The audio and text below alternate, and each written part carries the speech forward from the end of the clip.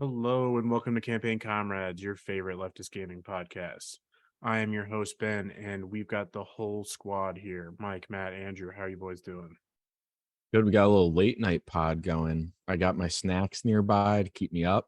My Yeah, we got candies, my DC. a little DC action, a little caffeine to keep you boosted.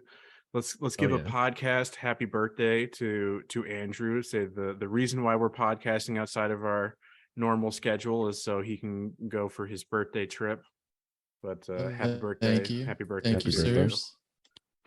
I will not be singing. That is my gift to you, because I will not sing to you on the podcast. I'll go find the worst rendition possible and stitch it in here. Say it is free use. It is public domain. So it's also St. Patrick's Day, which is, according to my family, mainly my father, an Italian holiday. Because do they claim that St. Patrick? I mean, I know he himself was not Irish, but they claim that he is. My Italian? Father likes to say, no, he was, because he was like part of the Romans in England. That's Italian to the New Haven Italians. So he was Italian. He saved the Irish. The Irish owe the Italians a blood debt. No more snakes. Not how it worked out in the gutters of America. It was because the Irish became the cops because they were whiter. For real. So they got there first too. That was the other. Same time. Little earlier. But we are gathered here today to recap, after last week's finale, the latest collection of Pedro Pascal's what did you say, Matt? Is like he's going around collecting collecting sad like orphans. Yeah, like Pokemon. Yeah. It's just it's his next role as brooding daddy figure. I can't wait for him to play Jack in the Jack and Daxter rendition. Stay tuned. I mean, the man's getting all the roles. Yeah. No, he is definitely seeing. He's getting his turn in Hollywood. Him being the role of the BioShock adaptation. Who would he be in BioShock? Would he be the Andrew Ryan? The Andrew Ryan? Would he be a Big Daddy? Would he be would he be the Big Daddy in? It would be a rendition 2? of BioShock 2, yeah, and he would be the Big Daddy. See, you guys haven't played 3 yet, right? No, I haven't never played any of them. No. Yeah, see, I'm saying he's Booker DeWitt in BioShock 3, who literally protects a young girl. Oh, that's right. Yeah, that is right. She is like protect. That game's version almost of like a little sister, right? Yes. At least the animation looks very similar. 100%. All right, so that's fitting. That's fitting. But be on the lookout when those adaptations eventually make their way down the pipe, and they coming. We cover them here on the podcast. But today we are doing Last of Us. We are essentially a week out from the finale. It was interesting. I was like keeping up with it week by week. I was entertained. I was enjoying it. It was, it became a weekly ritual. Sunday nights I would watch it, basically as it aired. I mean, I don't have cable or even the live version of HBO, so just watching it on the app when it drops. But then I just became so Elden pilled that like my Sunday nights were your routine got fucked up. Yeah, they were taken over. I'd be like, oh yeah, I'll turn this off and watch Last of Us. You did a full dosage of Elden Ring in a very short period of time. It's 12:30. I beat it in 12 days. Yes. Yeah, and I didn't rush, and like I did not rush. I averaged like 6 hours a day. You did a fair amount of exploration too. You didn't do the everything. I must combat every chariot tomb, and I must explore the 17,000th cave. No, I naturally explored. I explored the things that I came across, but that's for another episode. But yeah, so it got completely thrown off. I had to mainline these last few episodes the last couple of days to make sure I was ready and prepared for the content that we are going to give the piggies tonight. But before we jump into the show, I wanna talk about the group's experience with the game series Last of Us, that maybe we'll cover in itself as a game focused episode. If we do, it probably won't be for a while because we'll need to give some breathing room between this episode and that one. But I wanna go around the horn and get everybody's experience. So Andrew, let's start with you. I mean, I personally, I started very high on this show. I found We're talking about the game. We're talking about the games. Talk about the games first. Talking about the games first. Oh, sorry. I messed up my order.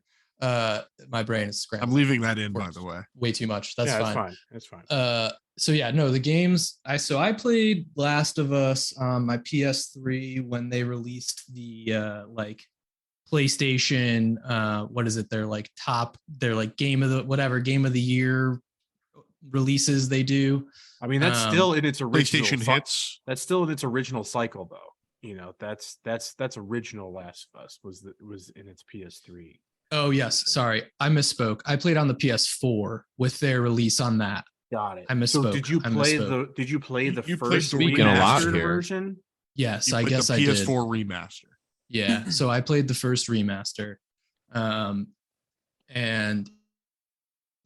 up until I don't know, probably for several years, it was my favorite game I had ever played. I thought it had everything that I really enjoy about the Naughty Dog games, while also being scary and having like just a really strong story. Playing the game, and this is something that I didn't feel as much in the show, but we can talk about that when we get there. But playing the game, by the end of it, I felt deeply attached to both Ellie and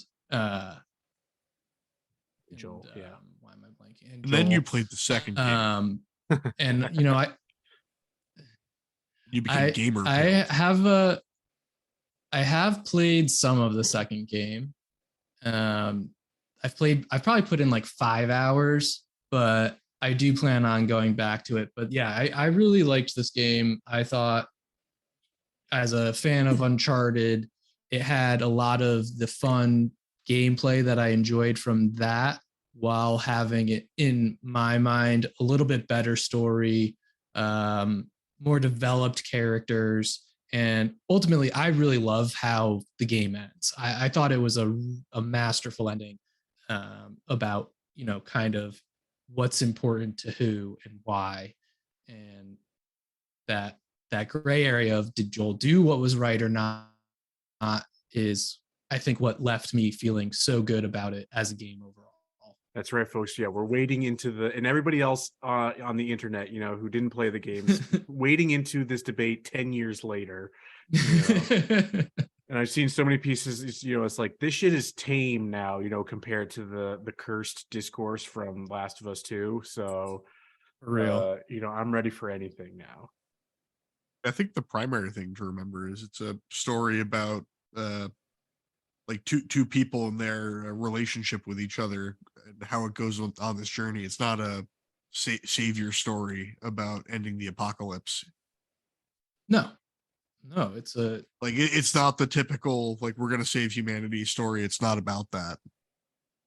No, I totally agree. It's a relationship. Really, it's not about plot. It's about character, right? And that, I think, is obviously why that's a trend that we've seen in narratives, both in across media, that I think is I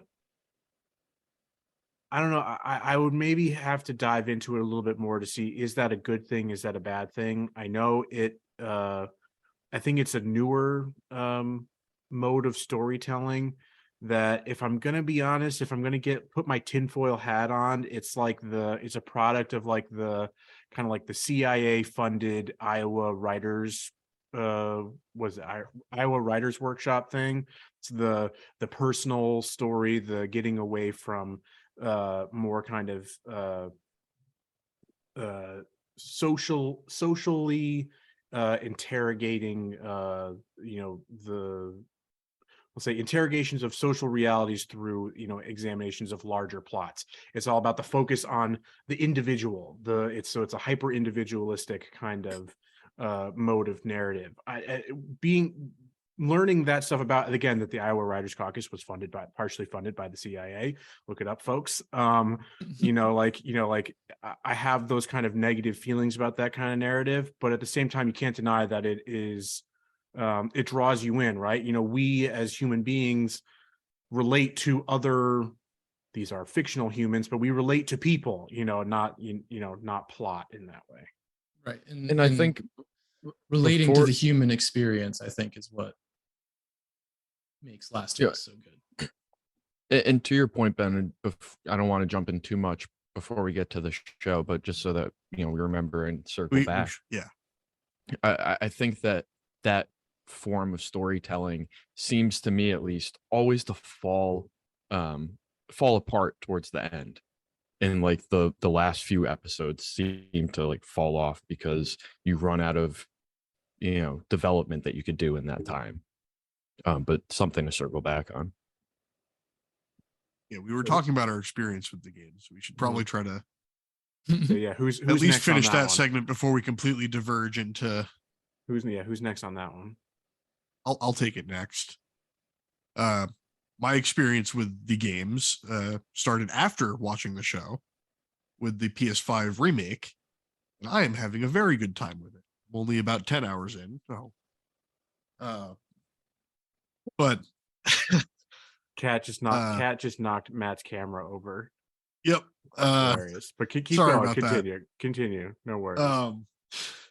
Yeah, but I've been playing the PS5 remake. I'm about 10 hours in. I'm loving it so far. Haven't really had as much of the like terrifying moments that I was expecting. But in general, I've enjoyed my experience and anticipate finishing. Has watching however many episodes you did before starting the game, did that have any negative impact on those? I mean, because the game, hits you right out the gate, right? Yes. But like, for anybody who's been remotely tangentially plugged into video games over the past decade, the opener of Last of Us, has been spoiled for pretty much everybody. It's not like that was a surprise, but did it have any impact on you starting the game?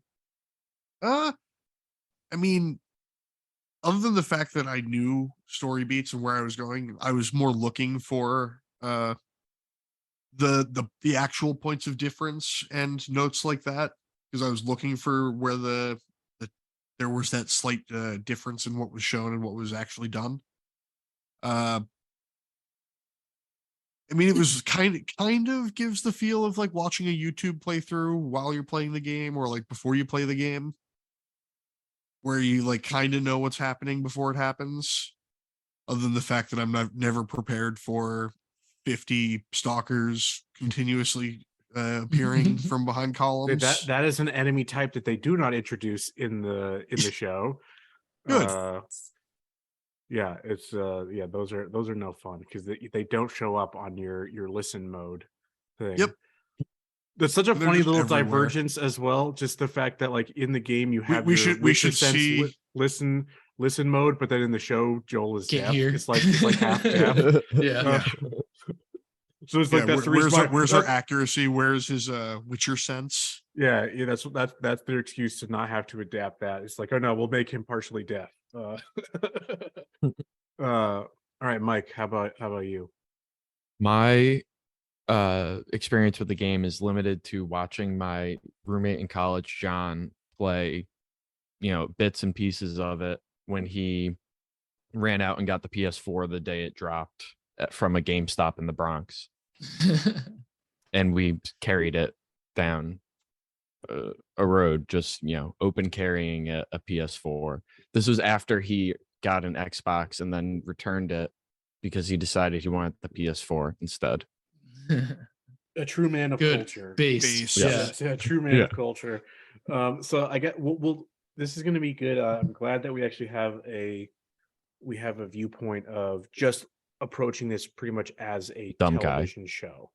Not looking at it so much for the adaptation qualities. Does it stand and hold up on its own merits as HBO prestige TV? Right, exactly. So I think that's totally valuable. So, but my question here to you though is, do you think you're going to buy it and play it when the PC port launches in a few weeks? Not immediately, but definitely is something on my list. It probably was already prior to going and watching the show, but that definitely piqued my interest even more.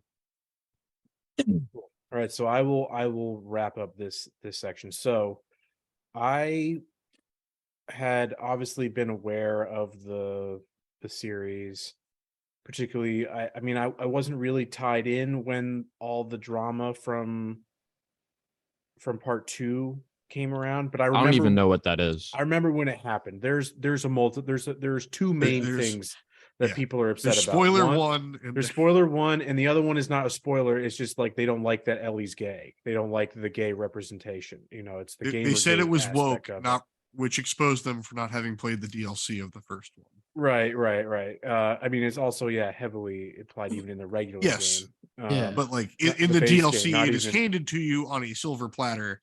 Yeah, just as the episode in the show is that she is romantically involved with Riley, her best friend. So it's there were two main controversies there. We won't. The combination of the two led to an anger swarming of incels. It was an incel tornado almost. Yeah, I mean the other one, the non homophobic one, was people were like, oh, it was. They gave an argument that was like, oh, false advertising. I think even somebody tried to file a false advertising lawsuit. Is like that there was a big twist that was obviously that the marketing seemed to suggest otherwise, and then the twist happens fairly early on, and they're like, what the fuck is this game that I then spent at that time full price $60 on? So there was that angle as well, but there's also a bullshit argument. So both stupid. Yeah. My favorite conspiracy, which you did not, or not conspiracy, but controversy that you didn't mention, and that I recently came aware of, is that people believe that there's two factions in the second game that represent the Palestinians and the Israelis. Well, I mean, Neil Druckmann is Israeli and Israeli born, and people did read into that a little bit, and there is the whole factions element of it, and I don't know. I mean, I have no idea how much merit that has. I haven't played enough of that game to really see. I don't think so. I don't remember exactly. I do remember reading something about that, but also I feel like Neil Druckmann is fairly critical of Israel. He's so much as a Hollywood adjacent liberal can be. Yeah, but I feel like he's relatively, pro-Palestinian. Yeah, while still believing he's not a Zionist, but he's definitely not fully pro-Palestinian. That's a whole nother can of worms. But I do stay tuned for our episode. I do recall remembering reading something about that, but it had slipped my mind. But so I was always aware of it, but I had never played, because I probably wasn't aware of the first one, and then was aware when the second one came out, and I was like, oh, I don't want to play an old game at that point to catch up on the first one. So kind of ignored it. But then, with the show being imminent, also the fact that I don't like most survival horror type stuff, after having played part 1, I kind of pushed back that it's not really that horror survival. It dips its toes in.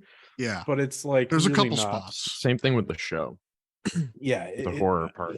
I mean, I have some critiques about that when it comes to the show, but so knowing that the show was imminent and that we were probably going to cover it in some way, and seeing all the news about it came back to when they announced the remake. It was like, people, there's another controversy, people are like, is this a cash grab? $70 for a game that has been released twice already. This is Naughty Dog Skyrim, basically at this point. It's like, is it worth it? And I'm like, to me, who had never played the game, who has my PS5, it's like, this is perfect.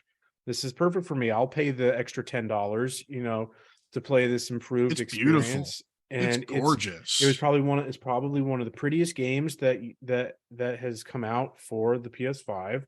Maybe Horizon Forbidden West kind of takes that cake in terms of visually stunning. And like they're supposedly using the exact same engine to do the second game, like PS5 version. That's been rumored, right? There's no confirmation there. That's why I've been also holding off on doing anything with part 2, is that I feel like that they have to be updating part 2 as well. So like I think I'll wait for that unless the second season of the show comes out, before that drops. Then I assume they I'll filmed simultaneously, or I don't know about that. I don't think so. It's not that type of show. I don't think they did. Yeah. Particularly since there's supposed to be a significant time jump. I don't think that they would do that. Yeah, I think I saw something actually that said that they were like starting official writing just now. Right. So that's good for me. I just assumed because it was only 9 episodes that they might just try to. It was my so Last of Us Part 1, the PS5 remake, was my last game that I got in just under the wire for playing in 2022. I finished the DLC at like 11:45 on New Year's Eve. Folks, can you tell that I'm single? Sneaking it in. It's like that. How I spent my New Year's was not with loved ones or a significant other, but with Joel and Ellie. Yeah, the remake of. Do you not love Joel and Ellie? Yeah. Are they not family? So do you not want to protect? And I loved the game. I thought it was really fun. Like, I thought it was, the story was immaculately paced, and that comes down to what will be my main criticism of the show, was its pacing. And as the last one about dealing with our experience with the games, we can now move into the show proper. And rather than recapping every episode, what I want to do is go around the horn again and get everybody's favorite and least favorite episodes from the season. Do we have any volunteers? Anybody want to jump off the deep end? I'll volunteer. And I think to an extent this is an indictment of the rest of the episodes, but the third episode I thought was fantastic. It was just a great love story. It was well done. The acting's great. And it had both me and my partner just crying on the couch by the end of it. And there's not much TV that will do that to me. So I think I got to pick that as my favorite. So some excellent casting for that one as well. Excellent casting. Just, Though I did think that Frank was Will Forte for. He does look a little like Will Forte.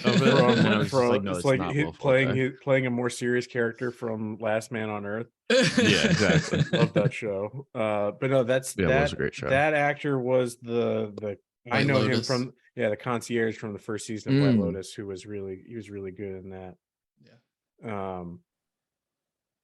But he was good in that. Just the casting from for that episode was just inspired. And I think some of my favorite portions of that episode were Joel and Bill playing off each other. Like some of their interactions I thought were like, I mean, they were two borderline paranoid schizophrenics arguing with each other. Yes. But just Nick Offerman just did a fantastic job, and it's like so the structure of the episode is obviously the biggest departure, right? And people were complaining. Yes. They were complaining mostly. It was happy to see that people weren't complaining about it just being a queer love story, but about it being, it's like that. Oh, that we never get to see the But see, that was interactions just pretext. between Ellie and Bill, because there's some Yes. significant antagonism there. Yes. That's just a really fun that's part of the game. pretext for the gay stuff. Sure, but it is a fun part of the game, but like at the same time, I understand why they did it, and I like that they kind of slowed things down and were able to tell it as an episode is one of the exemplars of where the show reached its height in terms of it being a successful television show. They did not shy away from, it's usually what you get with your most of your streaming television schlock is it's just a 13, or in this case 9-hour movie, where these are largely self-contained episodes, stories being, and really in this case, this is the biggest exemplar, a singular story told in that hour or 50 minutes or whatever. And that's where I think the overarching thing behind the story of each episode is just the journey that they're on. And see, I think that It's one like of the a snapshot. places that character development as the driver of the plot works is when it's more episodic like that. I think when you try to, even in a 9-hour movie, like that's not enough time to show enough character. Like there's a diminishing returns, almost at a certain point. But then there's some big time jumps too, which like help with character development. You can have your character change more per episode. But even if you're doing it inside that singular episode and there's time jumps, which there were in this episode, like that's a way to show character development without having to show it on screen. And I think a lot of, especially some of the later character development of Joel and Ellie, especially, and obviously it's like too forced by the end, because like they're running you're coming out of up time. to a They're point, running out of time. You haven't developed the characters enough because you couldn't develop them enough. You didn't have enough time to develop them never could. to that point. Exactly. You never could unless you had like a whole lifetime. They're making the impossible challenge of stitching like parts of the DLC into the regular game. I'm looking at this as a stupid, non-gamer viewer. I'm not defending it in that way. I'm saying that they have the challenge of being able to take all of the stuff that's shown in the game and the DLC, which are separately done, and stitching it together into just one episode where they can't dedicate so much of the time to either one. Yeah, and just even total time in general. Like we're talking about like a 20-hour game. This is one of the longer episodes too, at an hour and 15. Like hour 20. Yeah, I think it was the longest. But I think that by half. That's like we've said it before, an hour and a half long movies are the best time for a movie, and you could have the right amount of character development that could drive the plot of a story, keep a viewer engaged, have conflict and resolution, all self-contained in that story, like they did in this episode, in that time frame. But like beyond that, if you try to stretch it out anymore, it eventually falls apart at the end. We could skip to my least favorite episodes, episode 9. It sucked. I think the finale was weak in the sense that it really suffered from, again, my most significant critique of the show is its pacing. It was also only a 45-minute episode. They could have gone longer. Well, and so much of like excuse me, so much of the development of Ellie's and Joel's relationship was put on fast forward in there with some very cringy lines and cringy writing in order to show that growth without time jumping or passing to develop that growth. It's just like almost like a deus ex machina of the relationship that I'm specifically talking about. The cringiest line in this series when Ellie has spoilered, just murdered the fuck out of some creepy cult leader with a fucking butcher knife, and she goes out, Joel like grabs her, finds her, she like fights him. He eventually, they embrace or whatever, and he goes, "You're all right, baby girl. I mean, I that's got from you." that's from the game though. But to That's me, that it is was that is just that is a significant. I will maybe say you could be right in its delivery and in its presentation and all that, but that is supposed to be, and is from the games, a critical point of character development for Joel. That's what he called Sam, his daughter, and got he it. hasn't Sarah. Sarah. Sorry, I knew it was an S. So but one of the reasons that it was made, like, it increased the cringe for me was the daddy imagery of the cult leader beforehand, and like that he Sorry, it was father. father, whatever, that she needed a father, and that she didn't, or she didn't need a father at first, and then once she gets too rambunctious and he eventually tries to rape her, it was because she needed a father. And then to hear him do like daddy baby girl imagery right afterwards, it was just like, oh, that was that's a fair that's a fair criticism, absolutely. And to me, not knowing that is like important, it was like a fast forward character development for me, of like, he goes from like, it was his development of like you've described, like, finally accepting her as like, his daughter, or like, thinking of her in that same way. I think It it's was totally just I think it's totally fair that, like, obviously, say, I know that those are supposed to be endpoints, and I would not, like that, referring to his daughter that way, and now referring to Ellie as that way, that was always going to be there, and that is a significant part into to show from going from the loss of his daughter to the acceptance of Ellie is significant, and is crucial to understanding Joel and his journey. I just think Yeah. it falls down in that, and I didn't even look at it in terms of that episode. It was in the full show. It's like, you guys kept bringing up the time jumps, right? And it's like, that's something that happens in the game. Happens in the game. There are time jumps, but they happen in a much slower and more drawn out way. In the show, if you blinked and miss it, you could be like, oh, they just took their jacket off. I have no idea that time has really changed. You can't escape it in the game, and you have it with, say, in the games, you have, that there's the constant dialogue going on. There's the growth is happening constantly. The relationship is building in a way that feels so much more organic and natural, despite going through largely the same trials and tribulations as they adapt in the show. The timing doesn't feel right. The pacing is wrong. It doesn't, you like your critique, it feels like they get there too fast, and that it's not earned. It's not Yes, earned. because part of it is there's so much buildup. There's so much tension in their relationship in the first, like, maybe 6 episodes. So, 6 episodes or so of like high tension, of like, her puns suck from her pun book or whatever, you're a nuisance, yada yada. And then You're it's not just family, you're cargo. yeah, exactly. And then it's like, all of a sudden it's just Vin like, Diesel boom. sheds one single tear. Yeah.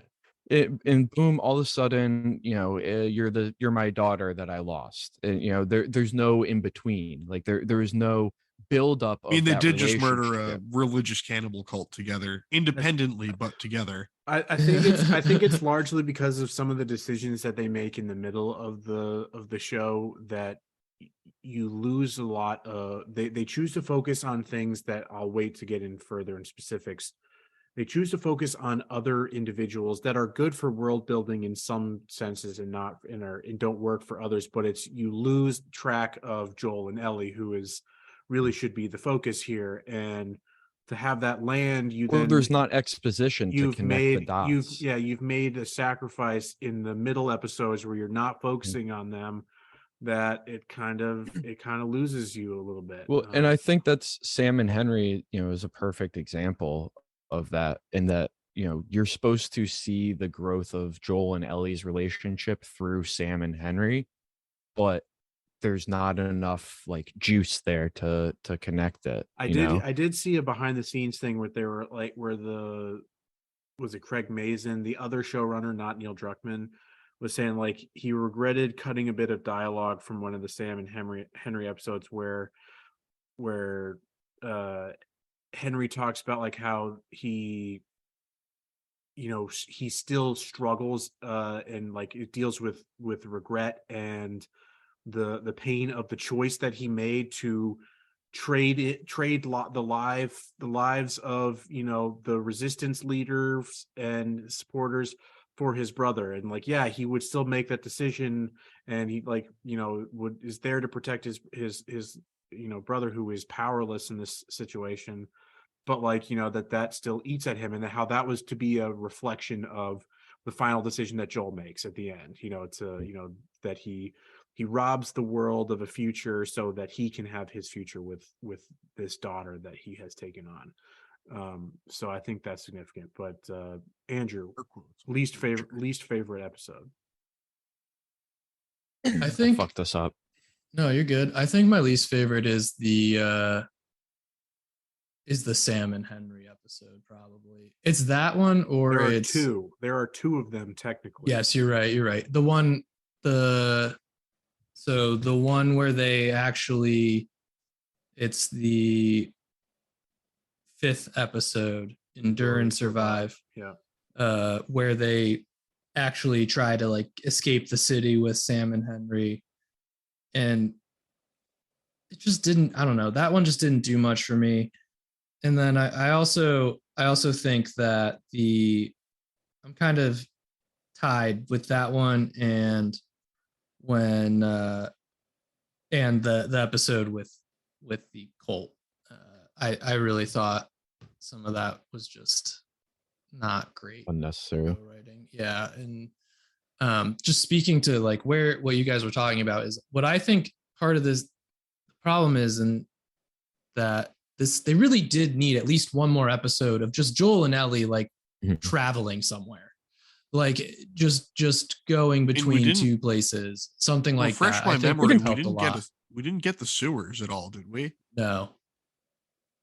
Well, there's the little bit. There's the little bit that they get that they kind of change the location a little bit with Sam and Henry. Like they part of that journey is when you go through the sewers. Yeah. But yeah, even like 20 minutes more of like the end scene of them like just traveling a bit. Well, if you just break it into like the game itself, if you look up the average time to like play the game in its completion, it's like 16 hours or something like that. For the full story. So like, but not too far off of what, like if each of these episodes is an hour. Well, that's what I'm saying. Yeah, it's not a lot to cut. The show wasn't that much short. It's not a lot to cut. All right, Matt. Most and least favorite. Most and least favorite. So I diverge, and I actually enjoy the cult episode because I find creepy religious cannibal cults fascinating, and thought he was he was a very good charismatic cult leader. I thought the actor did a good job playing. Yeah, like it was a very well acted. Like, yes, you were right, it was disturbing, but it was like there were so many layers to it as it was unfolding. Because I mean, they could just do a show on him, honestly, and I would watch. I just wanted it separated from that episode. You know what I mean? But the reason it was my favorite episode was because it like marked a real turning point of like for Ellie in particular, for how her journey has gone up to this point, and like the things she's had to put up with, deal with. It's a reality check, right? It's I mean, this is the classic, trope of any, zombie or monster related. Oh yeah, there's always a religious cannibal cult. But it's humanity are the real monsters. Yeah, humanity. Yeah. That's the thing always. But till that point, she hadn't really internalized that part of it. Even having like lost all these people that are close to her from the from the virus and from the the cordyceps and all that it doesn't hit home until until then, to see what it has. It's more disturbing when you see a non-sick human being doing worse things than the fungus-driven human being. because as like David says, it's like that the cordyceps is like, he didn't see the light because of God. It was the cordyceps that taught him this. It's like that because they are love. They're doing what nature intends, right? They're not really malicious, they just are.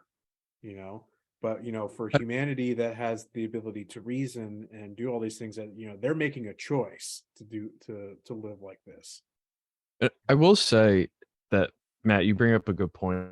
I think the Ellie character development in that episode was done well, and maybe I would have to rewatch it to truly say this, but I think if you like were to take all the other characters out and just focus on Ellie and her character development, they do a pretty good job of. I feel like she didn't have a big gap. She gets to the jump. She gets the treatment well. She gets the treatment well. It does a good job of displaying a bunch of different, like it shows ingenuity. Yeah, I think the whole series. I felt that Pedro Pascal got kind of yeah, short shafted. He has the biggest jump a little bit. He does everything off screen. Yeah. I think like when he's bleeding out, as the show went on, he got kind of left out a little bit. Yeah, but I think that there's a reason. Coming up, there's the reason. I think some of his underdevelopment and like the other characters that were thrown in there does draw away from Ellie's development, though, and not make it seem as well Ellie done as it may be. Quite a well done, dedicated episode. Oh no, I'm not saying that she doesn't, but I think like at least in my watching of it, like it didn't stand out to me right away as much as like I think it deserves to stand out, because I think that it was pretty well done. In terms of the DLC, that's episode, I'm a closet second favorite. And I'm a little upset how that episode did not have any of her in the current time frame of what the DLC does. How the DLC works is like you're going through these flashbacks if you're going through the bit in the mall as this episode follows, but then it's her. You're also, the real gameplay is her on her own trying to get medicine and other stuff for Joel as he's hurt. It's like the bit about, it's even, she's like trying to find like a suture kit. That's like the main thing, is she's trying to find a first aid kit. They play that up in the show with the fact that like the end of the dream sequence, however you want to call it, ends with her grabbing a suture and viciously stitching. Yeah. So what about your least favorite episode? Least favorite? So this is where I agree with Andrew on the fact that I thought the 2 episodes dedicated to if you want to say the Sam and Henry arc, I think the second one was the weaker of the 2. Fell the slowest to me. I think we're largely going to be in agreement on that. I might as well throw that of mine in as well. My least favorite episode was probably actually 4 versus 5. I think Sam and Henry were effective. I think they were good. I think the performances were good. I think that they served the effective purpose of giving you an interesting foil for yes. Joel and Ellie. I think that purpose is served. Making him deaf was a cool it's a nice cool thing for the payoff at the end. Yeah, a very nice touch. However, my problem is not with them. It was the focus on the other people. It was the focus. It was the focus on the hunters, on Kathleen and her resistance people. Yeah. It's it just really drags. Doesn't add anything particularly interesting, and then they die. They just get killed off. Like you're in that first episode, you're just like, who is this lady? Why do I care about her? And like Neil Druckmann in like the post like the breakdown thing at the end of the episode is like, it's like, I'm always fascinated by humanizing your villains or whatever. But this was an addition wholly, to the show that didn't need to be there. I mean, you need it then to contextualize what this resistance movement was, which is not something that's really that's not a thing in the game. They're just looter. They're just, they're what do they call them? Hunters. hunters Raiders? or raiders. Yeah, they call them raiders or something like that. They're just a band of people. There is no like organized effort to Well, that brought down this QZ in that way. So like they need to explain her position in order to understand and give that whole thing about, again, why Henry but is you an don't. interesting foil for Joel, but then they don't even follow through with it, because again, like that part I just brought up, how they cut the most interesting piece of the dialogue that would have made that comparison the most explicit and the most impactful. So it really dragged. I just like do not care about these people. Like they spent so much time on them where it just, again, it takes away from time that could be spent on our main characters, that could be spent on that precious time that Mike, that you're talking about for that character development, that it was always going to be a challenge to get that in, and you sacrifice it for something that ultimately goes nowhere. It's a loss for me. I could have I think absolutely used a little more screen time of Joel just opening random drawers and looking for tickets to loot. Oh, I would love that looting. Yeah. Some looting on screen. Woo! But I think that another like trope that Hollywood tries to do a lot, that when done well is extremely powerful and engaging and entertaining, but when it's done doo-doo like it is mostly, it sucks, and it's humanizing a villain. That's something that takes time. You can't just like, we humanize them and that, say it and fucking like throw them the villain on the screen and think you're done. Like, I that seems to be what they did with this. They want to have like small meaningless human interactions to like make you try to love this, insignificant villain that Not does love them, nothing just for the at least story. at Or, least like, understand them. yeah, and it's like Sympathize. no, you need time for that. You need to develop a relationship between the viewer and this villain They in need to order have to more, do that. more than just an episode and a half worth of screen time. Yeah. Reason Dio Brando is a good villain. Yeah, You spend so much time with him absolutely before true. his foil. Absolutely true. All right, but so Mike, you already gave your least favorite. What about your most favorite episode? Well, just for my least favorite, I would also agree that 4 is definitely up there. And you have 5 as well, I guess. I do think that those were meaningless episodes. Having seen the whole thing now, I honestly don't know if I have like a favorite. I thought, I think 3, like we said, is incredibly well done for many reasons outside of it being, part of The Last of Us. I think just as a I piece blacked of out television. during parts of 3. There was too much emotional feel. My Yeah, brain same. shut down. No, honestly, Yeah. I blacked it out, but like remembered that it was, Can't feel it was the emotional. hurt anymore. Yeah. Yeah, but no, I think like as a piece of TV, that was a fantastic, well done episode. Like I said, I do enjoy in that time frame, good character development to drive a story. I can't reiterate enough how rare it is in today's day of television to get a singular episode that tells a complete story. Yes. That does not happen unless you're watching Star Trek, and even most of new Star Trek does not do that. No, I think it's hard to do. It's hard to do it well. I think that there's a great piece of network television. television. Yeah, It and comes the closest to bordering on movie length.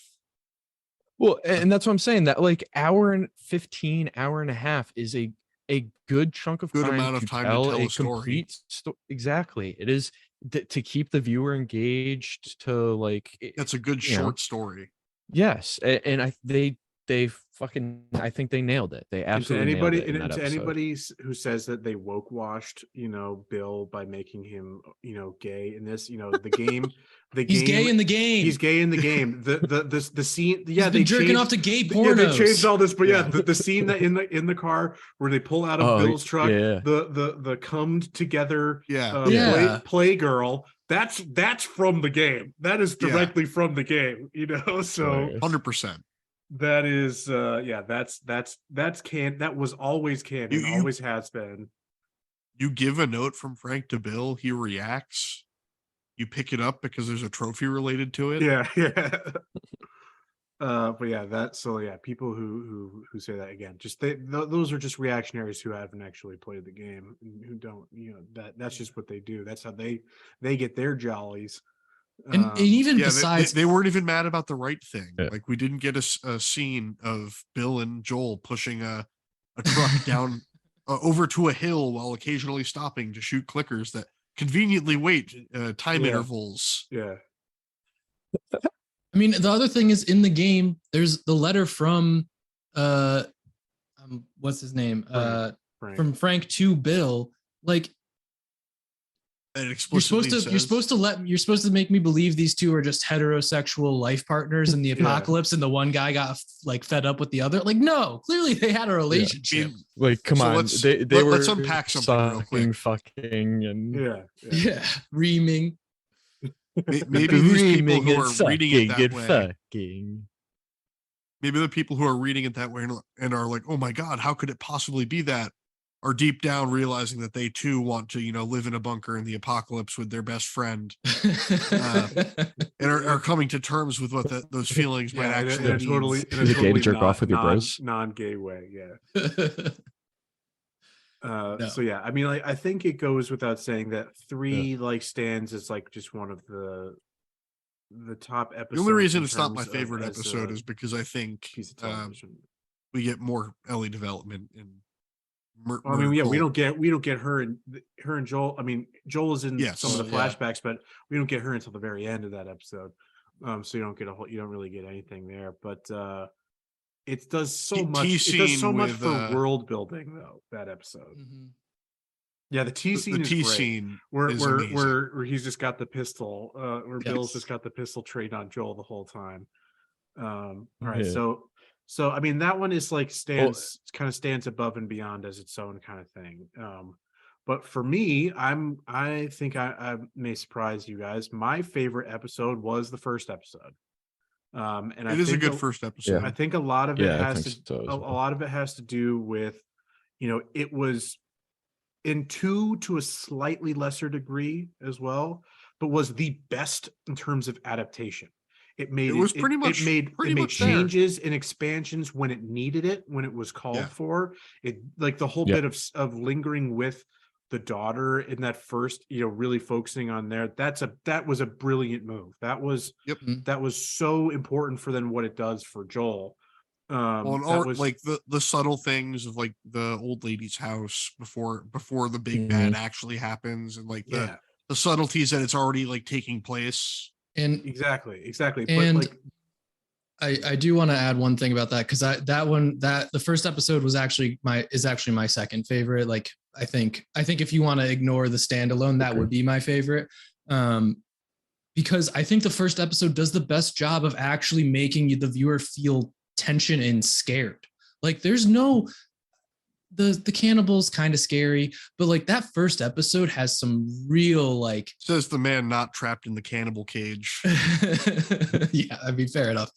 But like, it builds on the scared, like, tension that I do feel in the game.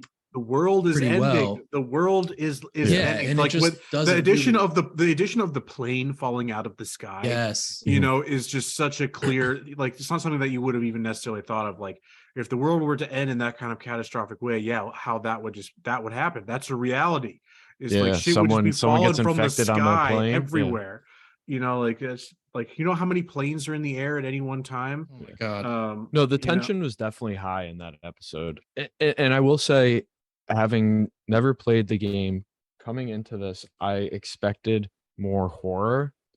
I was pleasantly surprised about the game as well. That I went into the game expecting more horror than I've received so far. As much as I've got hide behind thing and slowly make my way around shivving people to death. But I honestly thought that just this one thing, that the fungus, especially when they're like sprayed up against the wall, I thought it was like it looked beautiful. Like, I think that's weird, but like, they did a good job with like the spores Annihilation? And shit. I have not. It's a good one. It's got something similar to it. and it's supposed to be like an otherworldly, surreal type image, cosmic horror. But this episode was also just clearly the best in terms of adaptation. Like I said, it made changes where it was necessary and where it added to cinematic quality and all that. But then not only dialogue, because we get in other episodes plenty of dialogue that's ripped right from the game, a lot of like the major scenes and like the real pivotal character moments. But there's so many visuals that are like shot for shot recreations. Like, you know, you see like when they're driving through town as things are falling apart and seeing the house burning down and the people on the side of the road begging for you to take them with you and the cars crashing in and all the shit. It's like literally shot for shot the same. And it's done in a way that is super effective. And like they make these changes. For me, it was like, again, those episodes are put into stark contrast with so it's like 1 and 2 to contrasting to 4 and 5, where they both make significant changes in places to the game in terms of its quality as an adaptation. But the changes that they make in episodes 4 and 5 just do not add enough to the world building to justify themselves, and they just drag away from the actual what should be the driving force of our attention. And it just it was unfortunate that happens, you know, basically directly in the middle of the show, where you want momentum just to keep going. So, and particularly 4 coming off the heights of episode 3, that was that was probably a reason why it was seemed like a letdown, because 3 was so good that, like, how could you follow that kind of thing? But I don't know. So we've kind of touched on a lot of these things, but for those of us who have played the game overall, how do we think this works as an adaptation? And we'll give our final rating at the end, both as the show and as an adaptation. But how do you think, did they succeed in adapting the game? I'll jump in. I would say yes. I mean, I think they fairly successfully adapted, you know, the main aspects of the game. I don't think the character development is nearly as strong, particularly with Joel. I think you guys are all spot on about that. Ellie's character development's definitely a little bit better, maybe definitely significantly better. But all in all, I felt like it's a pretty solid adaptation and got to be up there for me on the list of video game adaptations. I do have my gripes, and one of them is there is not enough zombies. They pushed way 100%, too hard 100%. Against it's about how the humans are bad and cut so much out in terms of zombies. Like the fact that it's like the first episode and then bloaters. The episode they have the bloater that's in episode 5, where Kathleen and all that's her, what that was. That thing was fuckers, fucking awesome. They die. That thing was dope. They die from the bloater and all its. We needed like 5 more of those. I mean, there are about 3 or 4 different encounters with bloaters in the game. One of the first ones being in the gym that Bill takes you to, that we obviously don't get, but that was fine for me. People were like complaining about it in that episode. It's like, oh, like, you know, like how, like, you know, you're failing in the adaptations. Like, I want to see those scenes and, like, you know, those pieces. And I'm like, to me, I'm like looking for the battery and not finding it. Well, I'm just like, you know, like people are like, oh, they're not adapting gameplay. You know, they're not doing all that kind of shit. And I'd be like, man, do you not realize how boring that would get? Yeah, you know, I was about to do a fake, as a passive viewer. Like, how can you say it's a good adaptation when there's no blatantly gun laying there that Joel picks up and then brings over to a workbench that is just sitting there and completely disassembles and polishes? I do wish there was at least one scene where he comes across a workbench. That would have been nice. But just like raises an eyebrow to it and walks away. That would have been even better than. Yeah, but like people are like, oh yeah, like, you know, I want to see all these scenes of, you know, like creeping through all these things. Like, do you not realize how boring that would be? You know, like, it makes you kind of almost think about the game. It's like, yeah, that would be that is almost boring in the game, except you're the one doing it. You know, yeah, like you are an active participant in terms of the game. To see that done shot for shot in a passive form of entertainment would be mind-numbingly boring. Well, yeah, you're also signing up when you're playing a stealth game to know that you're going to be sitting and watching patrol routes of enemies so that you can, throw a bottle in a corner to get one to isolate away so you can, put them to sleep. No, I think that's absolutely right. And that's how I feel. I mean, those parts of that part of the game is one of my least favorite parts of the game. It is, in my opinion, one of the more boring parts. Like, I don't care to see that adapted. We also didn't get Joel carrying like a fucking military arms bag filled with 7 different guns and and a bow and arrow. He didn't kill a single person with a brick. True. Doctor point. But I think it largely succeeded in terms of its adaptation. I think it told the story that, in a compelling way. It comes back to my main criticism where it fails in terms of its adaptation is the pacing. Just the pacing of the game is truly exceptional. Like the building of the relationship feels so natural and so well earned, and you get that through the constant back and forth between them as Ellie is breaking down Joel's gruff exterior, and the time jumps are played in a much more meaningful and impactful way in the game. Where I said it before, it's like in the show you could just like blink and you didn't realize that they have that they've changed climates, that they've progressed Gone through 5 states. Yeah. Yeah, could you only Virginia got to listen now. to Joel say it's been months, and like if you miss that line you for could anything, completely miss it. Yeah. Whereas you cannot avoid it in the game because you've been eyes glued to this zone for the past 3 or 4 hours, and now it's like, okay, and because they also do specific things where Big black screen 3 months later fades to black. There's an obvious thing, geography is changed, the time of year is changed, their clothing changes in obvious ways. Yeah, it's so much more present that even those type of tricks work better in the game than it does in the show. So I think that's always going to be a struggle, but I think on the whole it is largely successful. So Mike, as purely just viewing it as a television show, how do you think it stands up just as a piece of media like that? I thought it was good TV. I mean, I think I've made my complaints heard. Just that general style of storytelling through character development like that tends to fall apart. And then the story at times falls apart. I think it was harder for the overall story to fall apart here.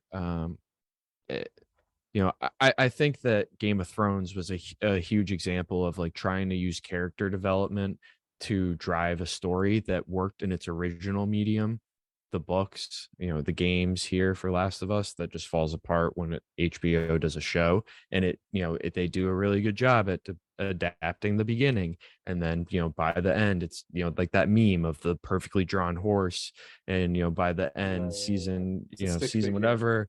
Yeah, exactly. And I think that HBO does tend to do that with some of their higher drama, and I do not all prestige TV in general. And I think, Ben, you pointing out that this has been a like a concerted effort almost to have storytelling done this way. And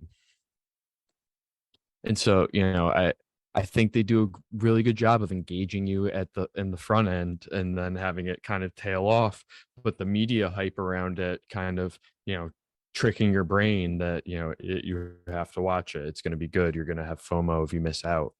So I think this definitely has some of that there, but overall, I enjoyed it. I thought it was good TV. I thought that the high moments were really high, and I don't think the lows were too low.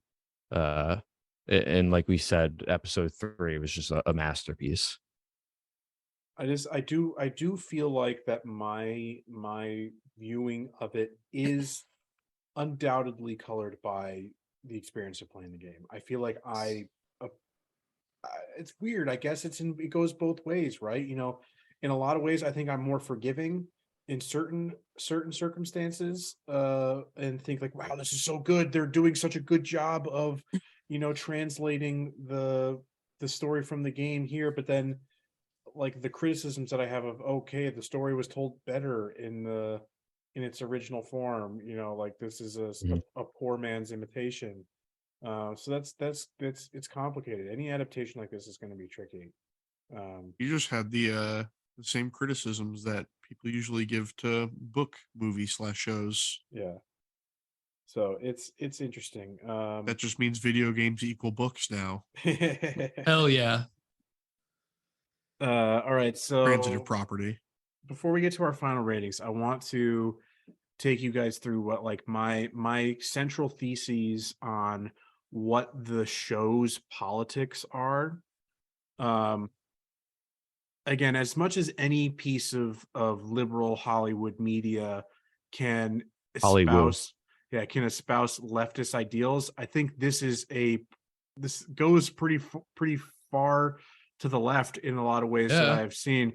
I mean, there is the memed bit that was, I reposted those on our Twitter account. It was so good. Just the bit where Joel's brother Tommy like realizes that he, as a good old Southern boy, that he's a communist, and like that they're just, she's explicit like, this is a commune. We're communists. I think, which is weird coming from an XDA. Very true. And the only only truly functioning society. And that's the point that I want to get to, is that the show, and the game obviously as well, but we're focusing on the show. The show shows us 3 ways of quote unquote surviving the apocalypse. There are 3 paths you can choose. So the first is obviously living in a in a police state, a fascist police state, where the military runs everything. You are literally, doing indentured servitude, in order to, and, scraping by. There's, say it's a real shitty way to live. The people there are barely better off than you are in, just than the zombies. Like life is hardly worth living in that scenario.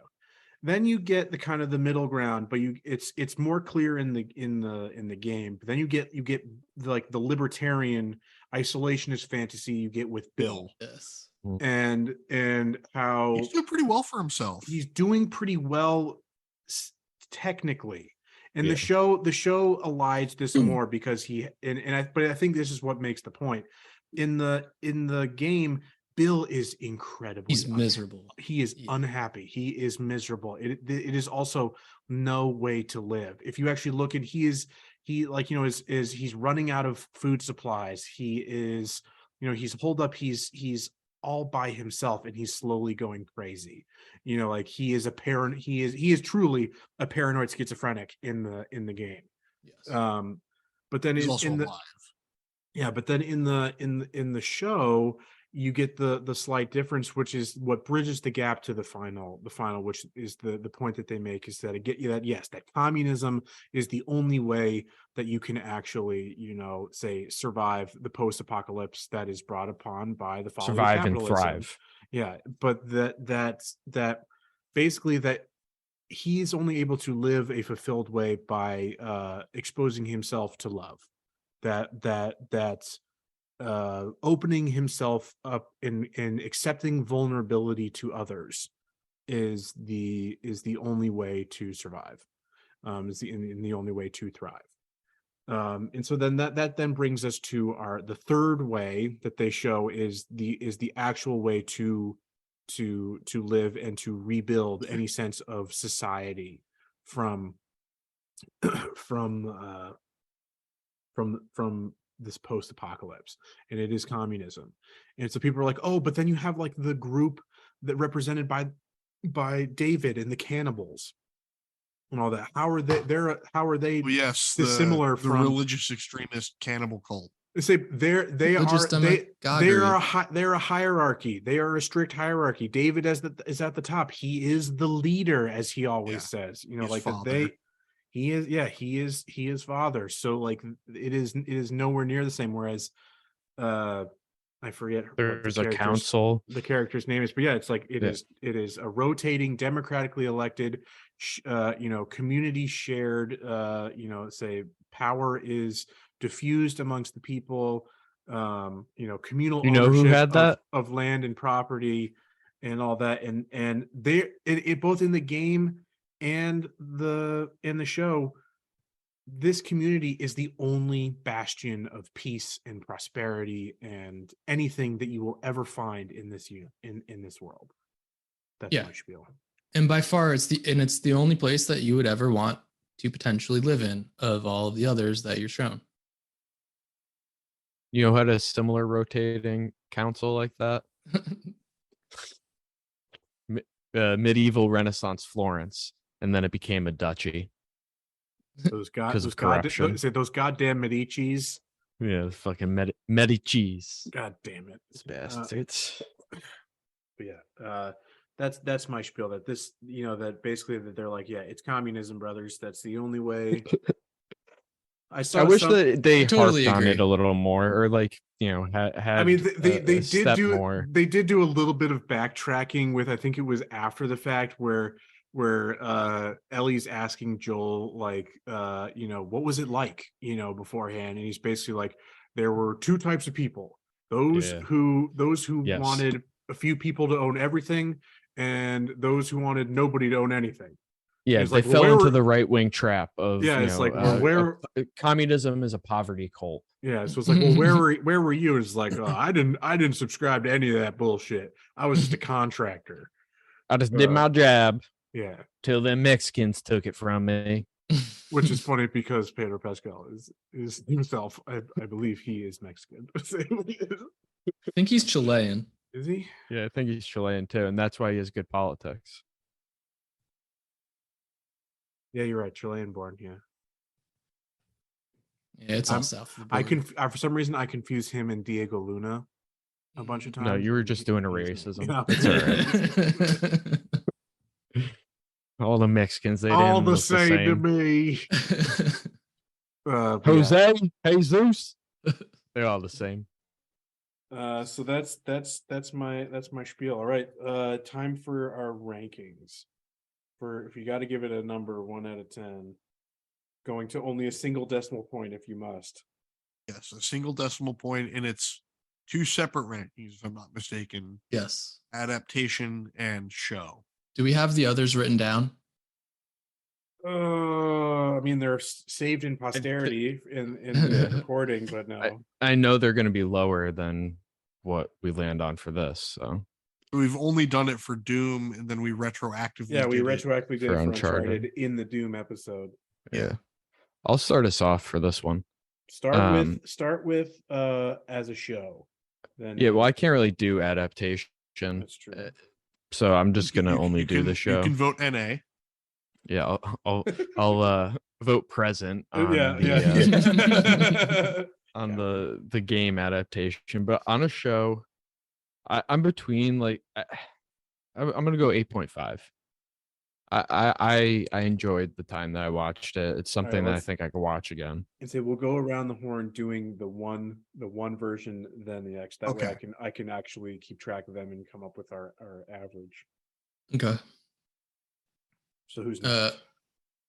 I'll jump in because I'm speaking, but as a show, I'm not far off you, Mike. I give this I'm going to go slightly lower, but not much. I'm going to go like an 8.3.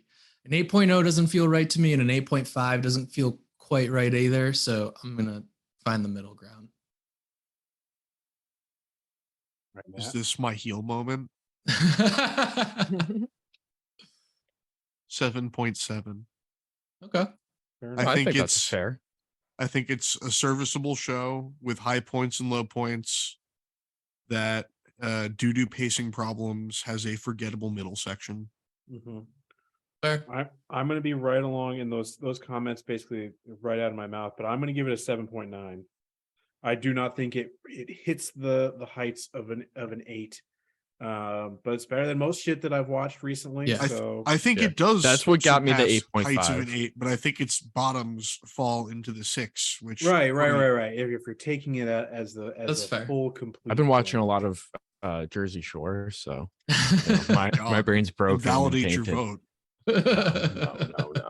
No. So That's high Are the culture cabs here? right there. that Cabs here. That gives us an average of 8.1, which I think is Feels fair. totally Yeah. fair and viable. All I'm right, fine with that. so it's just the three of us then. As an adaptation, what are we thinking? I'm going to go to the 8.5 for adaptation. I do think this is a pretty successful adaptation. And seeing as most of them, I absolutely can't stand the fact that I truly did enjoy most of this and felt like it captured, the essence of the game, kind of everything we had talked about. I think 8.5 is fair. I'm not ready to go to the 9 for this, but 8.5. Matt, what I'll do go you got? next. I agree that I couldn't go 9. I think the inclusion of how fleshed out they made the whatever we want to call them, the Raiders, the Hunters, the group in that city during the Sam and Henry episodes. I think that by itself drops it below being able to receive a 9 as an adaptation. I thought that was very unnecessarily added in and tacked on just to run out time, more or less. I'm just gonna give it a solid 8.0. I haven't finished yet, so I can't divulge too far. I'm only around 60% done with the game. But I've definitely had the reverse moments where I've been playing the game and then I like point at the screen and go, wait, that's from the show. I want to say that I give it it almost hits the 9 for me in terms of the adaptation. There's so much in the early episodes that really do a lot of heavy lifting for me that they get away from as it goes on, and like it's largely just becomes those core scenes are the same. I will say though, however, they essentially recreated the steakhouse from the cult episode entirely accurately. That was like that one was really, again, visually they did a whole lot. So I'm gonna go 8.7. So we've got 8.5, 8, and 8.7, which gives us a grand total of 25.2 for an average of 8.4. Yeah. That's acceptable. One thing, obviously I can't speak to the game itself, but one thing I did notice in the first episode is that I appreciated as like an adaptation of a video game was some of the shots that they had, the camera angles made it, feel like the few scenes I had seen of, Joel crawling through the whatever thing he's sneaking through, or like climbing over shit. They had like the third person camera angle you would see in a video game. I thought it was cool. Just reminding me, I should Better done than retroactively Doom. lower my adaptation score. Not enough garage door opening. I do. So Ben, as the only other person that's completed the game, and correct me if I'm wrong, but I believe in the final scene, well, the final chapter, the Fireflies tell Joel that they had tried to do something similar with other people and that it failed. Right? There's something that does tell you that in the game. Am I misremembering? I don't remember that they've Okay. I'd read in a summary that there are before. audio logs you can find that insinuate they've tried and failed before. Yeah, okay, that's what I remember. You hear audio logs of them that they've been trying to do a cure forever, but like But I don't think that you they hear have that in the anybody, first episode too. Yeah, I don't think that they. Okay. I don't Joel says remember that seeing for anything second that they episode. had that there were other people in the similar situation, like that. Ellie was always the only person who ever showed any level of immunity.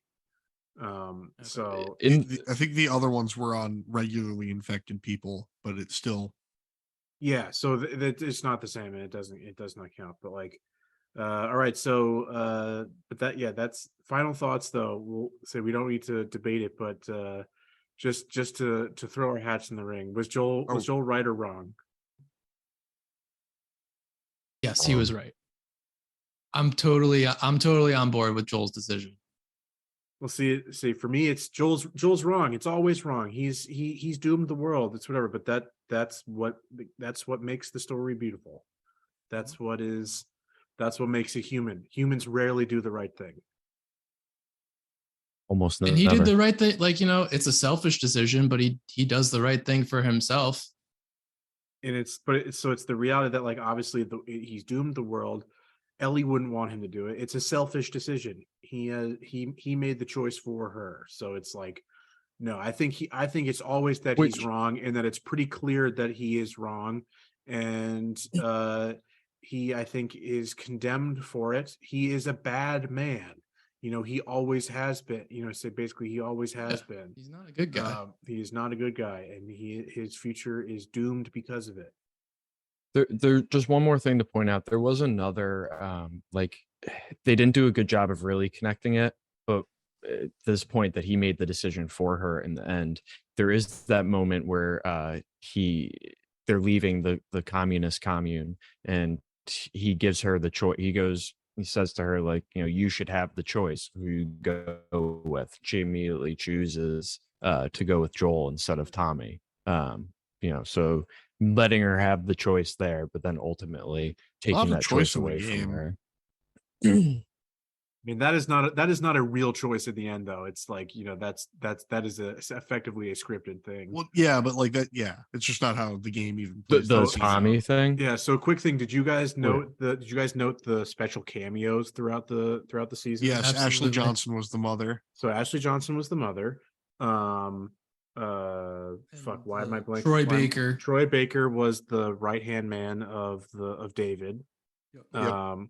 But then you get Jeffrey Pierce, who was the voice actor for Tommy. He's the right-hand man for Kathleen in the shitty episodes.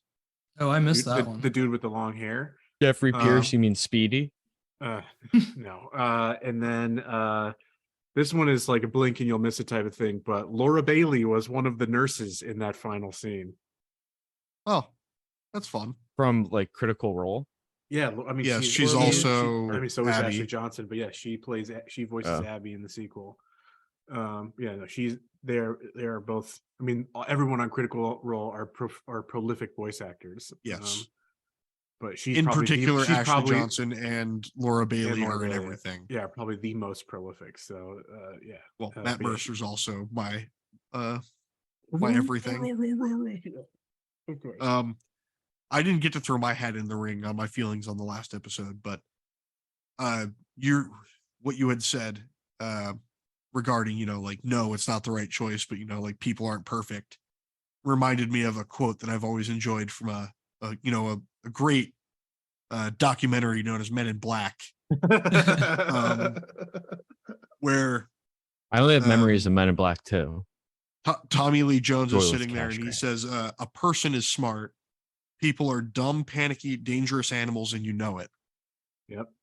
It's a good one. The show in particular emphasizes that.